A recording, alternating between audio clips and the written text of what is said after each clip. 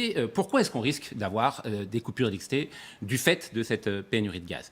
Vous l'avez dit, il va y avoir d'abord la production électrique à partir de gaz en France qui risque d'être touchée par la pénurie de gaz. Mais en fait, c'est relativement peu, c'est à peine 7% de la production d'électricité. La raison conjoncturelle principale, vous l'avez dit également, c'est les problèmes de disponibilité du parc nucléaire. Il y a nombreux réacteurs nucléaires qui sont touchés par un problème de corrosion d'un circuit très important pour garantir la sûreté nucléaire, qui fait qu'on aura une disponibilité nucléaire très très basse l'hiver prochain. Ce n'est pas la seule raison. D'ailleurs, la preuve, c'est que l'hiver dernier, on était à peu près dans les mêmes conditions et on a réussi à passer l'hiver.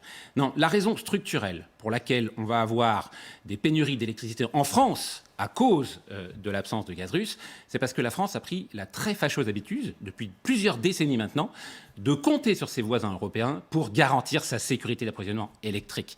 C'est-à-dire qu'on a toujours passé notre pointe de consommation hivernale, qui est liée à notre chauffage électrique, qui est très abondant en France. On a toujours compté sur nos voisins européens. L'hiver dernier, par exemple, on a battu le record d'importation en hiver. On a dépassé les 13 gigawatts. Donc 13 gigawatts, c'est 13 milliers de mégawatts, donc c'est 13 millions de kilowatts qu'on a importés, principalement d'Allemagne, mais également de Grande-Bretagne, d'Espagne et de Suisse.